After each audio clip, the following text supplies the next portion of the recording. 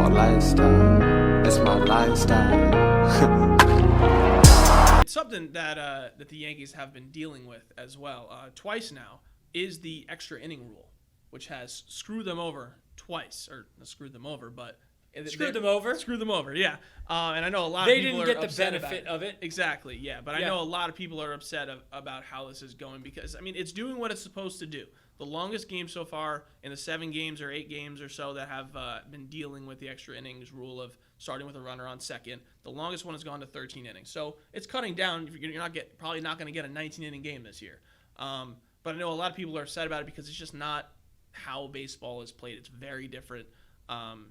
You're starting off with a rally, essentially, and it's not too difficult to score. Yeah, but for me, baseball needs different.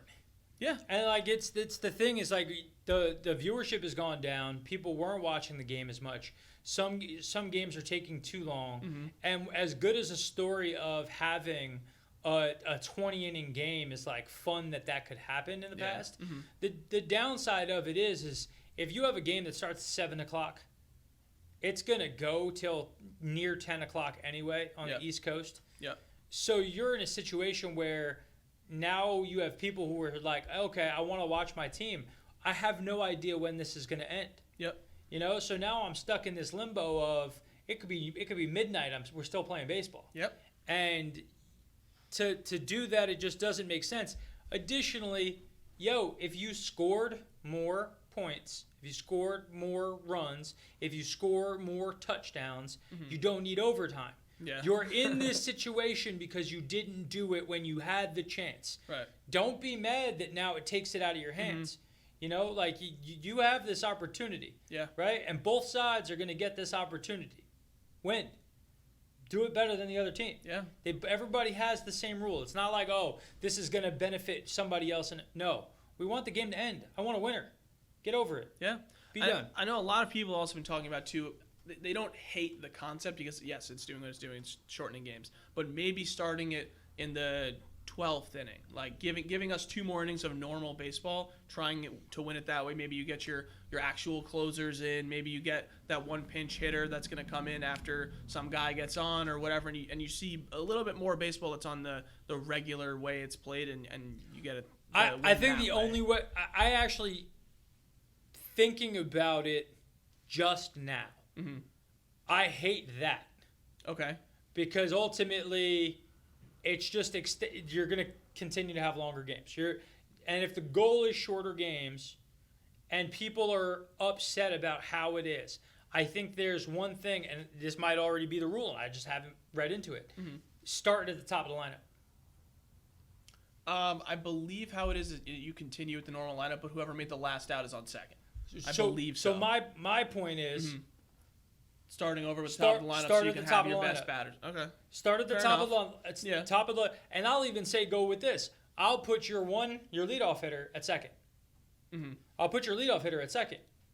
So both sides now have this opportunity that if we're going to reset the whole game, mm-hmm. and we're going to put it at second base. That way you can kind of square off with your best guys. Square off. We're going because if we got more runners early or how it ended up playing out, if we have, especially in the National League, if the National League has a pitcher coming up and the pitcher's now supposed to run, mm-hmm. right?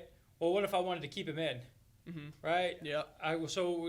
Now I have to make a pitching change, even though I might not want to right away. So I think an interesting thing would be is maybe we start off with your leadoff hitter at second. That's everybody supposed to be fastest guy, best base runner, speedy guy, whatever you want to say historically. Mm-hmm. So that guy's at second. And now coming up with today's game, your best hitter's batting second. Yeah. So now both sides get to who's the better team. Show up. Yeah. Now there's equal. Now there's complete equal. Mm-hmm. And it's not variable equal. Right? We're right there. So if we're going to make it, because then I would say that the guy on second is benefited by whoever's team has the best lineup currently available to hit. Exactly, yeah. And in what order. Mm-hmm. So now let's wipe that away. Let's start everybody at the same spot in the lineup. Yeah. We just solved that rule just there. I'm pretty sure that solves that rule. Kind of, yeah. I think it's an even better version of it. Yeah. I'm curious to see how, because like I know, like obviously this is in place for this whole year, but I know with it already being used so much, like it's going to be under a ton of scrutiny as was already predicted. And I wouldn't be surprised if there are alterations to it next year, especially with, they're going to need to worry about the DH next year. They're going to have to deal with that. So there's going to be, they're testing a lot of, we talked about it a couple episodes ago, a lot of different rule changes in the minor leagues that might make their way to the MLB next year. So it will be definitely interesting to see how that progresses. One rule that Baseball lifestyle, it's my lifestyle.